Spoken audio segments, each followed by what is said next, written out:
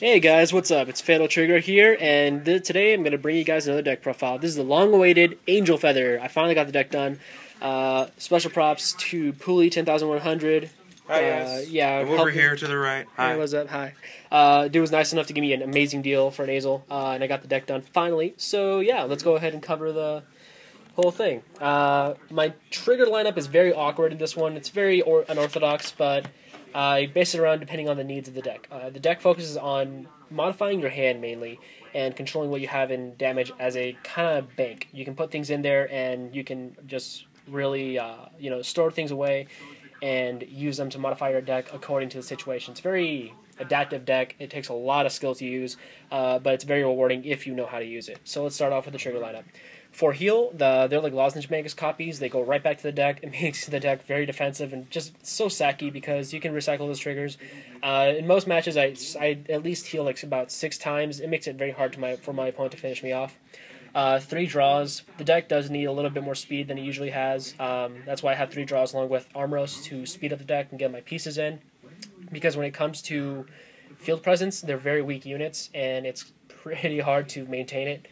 Then we have 7 critical, because the deck needs that aggro push. They're defensive, but they need to be able to finish off the opponent quickly. And criticals always do that. 2 stand. Now I'm not running this for the stand factor, but I'm running this because it's another Naciel. I'm running 2 of these simply because I don't want to overload on the stands, but it's also a very good utility card. It negs me 1, but it's for those desperate parts. Just for the desperate plays when I really need something like a Null Guard or something else for my damage zone. And it's also a nice 10k shield. Now for my grade 1 lineup, for Bethnel, just generic basic booster, very good. My Vanguard backers, 1 lightning charger and 1 clutch rifle. Eventually I'll change this to 1 more clutch rifle, because clutch rifle has been testing way better than lightning charger. Lightning charger, this is kind of a balance thing. I usually have clutch rifle behind my Vanguard, which is mostly Curiel. If I have another Curiel in hand, I usually call it out with my lightning charger and have just another nice beater with Geniel on the other side with a Bethnel. So the decks can be very aggressive with a grade 3 lineup, but everything else should be used to be a shield. Then we also have 4 Battle Cupid Naciel, just a very, very good card. It's really unorthodox to use, very weird.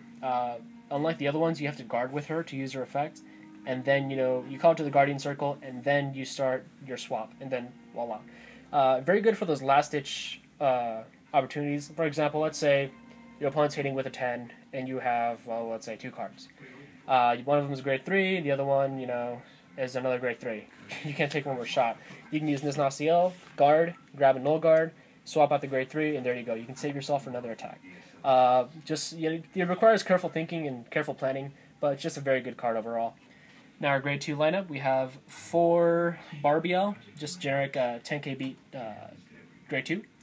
Then we have 3 Love Machine Gun Naciel. Standard effect, when you call her, you start the swap. Very good, but very weak. There's some combo you can do with this, and I'll make a combo video right after because this deck is very, very combo oriented and very technical. But like I said, when you learn how to do those combos, it's extremely rewarding. And then we have 4 core memory Armros. Now, why 4? This card takes up so much counterblast. Why would I want 4? Well, for one, the deck doesn't really counterblast that much. The only cards that honestly counterblast are my starter, Armros, and Curiel. And that's about it. Also, another thing to consider is the Naciel series, which I'm running 9 Naciels in total. They unflip damage. So I have 9 opportunities in the entire game to unflip damage. It won't last that long, but it's just nice to have. So Armros is almost always live. It's just a very good card to combo with, and most of my combos do center around Armros. So you guys will see that in a little bit. Then for our starter, we have Thermometer Angel, just the generic, grade 3 searcher. When you ride over her, she becomes a booster, and then you can counterblast 1, check at the top 5 cards, and grab a grade 3. I believe she's better than the other series because she gets fodder. The grade 3s that I have extra, those are basically fodder for the swaps, and most of the times I can modify my damage to be just a bunch of grade 3s in there. But she's a great fodder catcher, and also just good for grabbing that grade 3 if you need it for the ride. But mainly she's used to kind of feed the Naciels. Then we have for Geniel. People are always arguing that Geniel is worse than Pulse Wave, but I have to disagree. Simply because, watch, Pulse Wave is a 10k that gains 2,000 when it's boosted, alright? For one, Angel Feathers don't have that much of a good field presence, and Pulse Wave, she's a 10k by herself. Yes, you can hit 20 to the rear guard and the Vanguard, but, you know, usually when you're attacking the rear guard, people don't guard that much. Geniel, on the other hand, he can actually hit things by himself. For example, he's a 12 whenever he swings at the Vanguard. So he's a normal 10 when he hits the rear guards, but if you're going versus a Vermilion, he will still hit. Whereas Pulse Wave, you'll have to commit another card to be able to hit. So it does allow me to be more conservative. And overall, I just prefer this guy because, for one, he's a rare. I like my foilies. And he does hit everything that pretty much meets the board. So, very good card overall. Then finally, we have the Piece de Resistance. My favorite card, Kyrielle, aka Big Booby Bitch. Kyrielle is the key to the entire deck. Very, very good. Basically, when you call her out, you counterblast 1, choose a face-up damage, card on your damage, and then you call it. So it's a +1, and then you grab a card from the top of your deck, and you call that as damage, and you put it face down. So with her, you need careful planning with your Naciel's to set up the cards that you want, and you can combo her very easily with Naciel.